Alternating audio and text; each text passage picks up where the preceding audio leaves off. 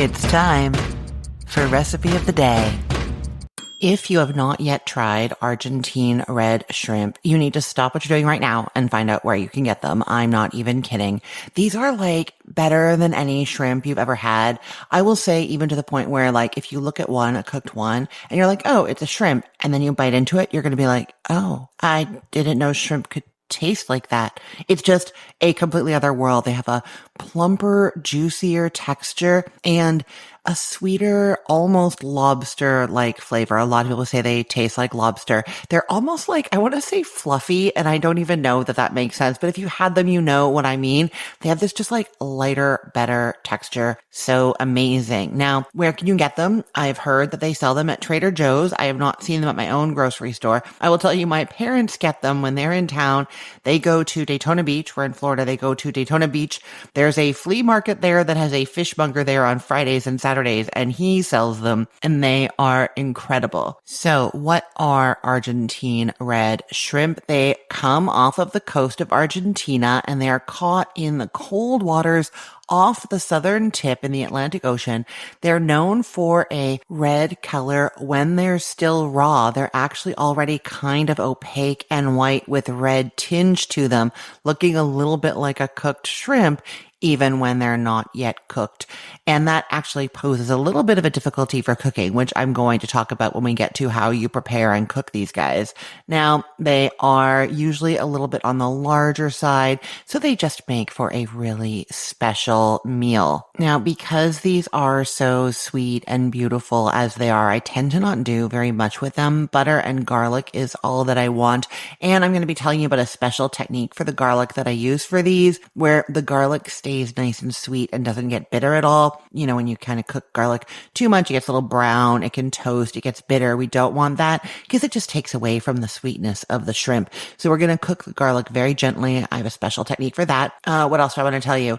You do want to thaw these shrimp before cooking them. I know I often tell you to cook them from frozen shrimp regularly if you are doing like shrimp cocktail or something where you don't want to have them in a saucy flavor or anything like that. I say do them from frozen. But with these ones, because they already kind of look cooked even when they're not, you really want to start with them thawed, and then you can monitor whether they're done or not a lot better, because that is one of the like tricky things about these. So I'll talk about that now. Like I said, they're already looking like they're cooked. You know, normally shrimp are kind of a gray color, a little translucent, and we know that when they are fully cooked, they've curled up and they've gotten opaque and pink. So these ones will still curl up a little bit, but they don't become a lot more opaque, and they're already red, so they don't really like change color. So what you're looking for when you're cooking them is if they've curled up, and like I said, some of them don't curl as much as others, but if they curl up and then when they seem pretty opaque, I cut into one, and what you want to see in the very middle is that they're no longer wet looking at all through the center. It's almost like a homogeneous, similar whiteness all the way across the center with no like milkier kind of slightly translucent white bit in the middle. You want the same like opaqueness across the whole thing. So that is what you're looking for to know when they're cooked. And I will say that they cook more quickly than normal shrimp also. So it's going to happen faster than you expect it to. But that is what you're looking for. If you overcook them, they're still good. They're just so perfect when you just get them at just the sweet spot. Oh, and to that point, I'm going to tell you one thing that I'm really careful to do with these is if I'm cooking them in like a skillet or frying pan, something like that, and they get to that point where I cut into one and it's just perfect, I immediately take them off the heat. And I don't just mean take the skillet off the heat.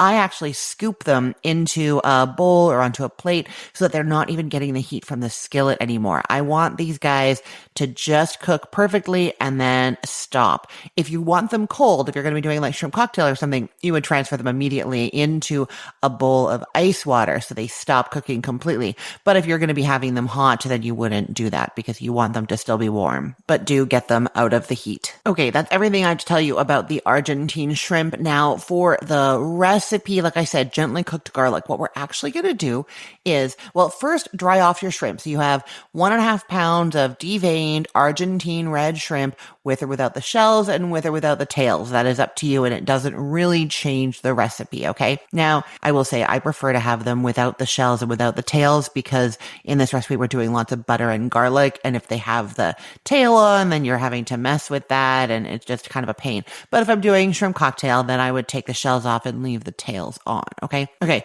however your shrimp are, you're laying out about 6 sheets of paper towel on a large plate, and then you're adding the shrimp, kind of spread them around, and then pat them dry. So they're nice and dry, and then you discard the paper towel. Then in a small skillet over low heat, you're melting 6 tablespoons of butter. When it's melted, you add 6 cloves of garlic that you've minced up. I know that sounds like a lot, but it's just going to be beautiful with these shrimp. You're going to cook that garlic over low heat just until it's softened but not browned. It's going to take 4 to 5 minutes, and you're stirring the whole time. Then you take that skillet off the heat. Then you're going to get a large skillet. This is the one that you're going to be cooking your shrimp in. And really, the bigger the better because they're going to be less crowded, okay? What you're going to do is you're going to get a fine mesh sieve, and you're going to pour your garlic butter through that sieve into the large skillet. So basically, the skillet is getting all that garlic flavored butter, but not the garlic. The garlic is staying behind in the sieve, but don't throw it out. We're going to add it in a bit, but we just want the shrimp to start cooking in the butter, and we don't want to continue to cook the garlic. So the point here is we want the garlic cooked, which is why we pre-did it. So we didn't just like add it with the shrimp, right? But then we don't want it to continue cooking as the shrimp cook because then the garlic could start to brown or toast and get a little bit bitter. We want it to stay soft and sweet. So move that sieve with the garlic off to the side. You probably want to put a little bowl under it in case it's dripping a little bit of butter. And now you have your large skillet with the butter in it. You're going to heat that over medium heat. And when it's very warm, you are adding your shrimp, distributing them so that they're like a single layer in there as much as possible. Then you're cooking them until they are a more opaque, solid white color underneath. It's about 2 to 3 minutes, like undisturbed. Just leave them in there and cook until they're nice and white and opaque underneath, 2 to 3 minutes. Then flip them over. And at this point, you're adding that garlic back in, stir, and then you're going to cook while stirring often until the shrimp have all curled up into a little bit of a tighter C shape. Some of them will, some of them won't, but you'll see it's about 2 more minutes. And at that point, cut into one. And like I said, you're looking for that like solidly opaque throughout. It's going to be less gelatinous looking in the middle, nice and solid all the way through. And at that point, you sprinkle it all over, sprinkle all the shrimp all over with 1/2 teaspoon of salt and 1/4 teaspoon of pepper. You could do more if you wanted. And then immediately transfer the shrimp to your serving platter along with all the garlic and the butter. Use a spatula so you get all that. And see, you've taken the shrimp off the heat out of the skillet. Now they're on that serving platter and you are going to eat them because they are so good. Of course, you could put them on pasta. You have that gorgeous garlic butter that's going to be great on a pasta or on rice. I just like to eat them with a fork and some bread on the side to soak up all that butter. And oh, I didn't say this about the butter. The coolest thing, because there's so much of that red pigment in these shrimp, the butter actually takes on some of that color. It's like a beautiful orangey pink color, quite striking. And so it's just wonderful. Like when you're putting it on the pasta or eating with the bread, like, you know, you're having this really special butter on these really special shrimp. Okay. I will put the link to this recipe in the show notes for this podcast episode, or you can head to cookthestory.com/ROTD and get it there. Everything there is arranged by date. So it's helpful to know that today is February 20th of 2025. And if you would like more episodes like this, where I explain how to make a recipe to you, make sure that you are subscribed to the Recipe of the Day podcast. The easiest way to do that is to go to your favorite podcast app on your phone and search for Recipe of the Day. You will find me, tap on subscribe or follow, and you will start seeing my episodes in your podcast feed every single day, 7 days a week. There's always a new recipe to learn how to make. I am glad you are out there cooking and eating along with me. I'm Christine Pittman from cookthestory.com, thecookful.com, the all new chicken cookbook, and from this podcast, Recipe of the Day. I hope you have a great day. Let's get cooking.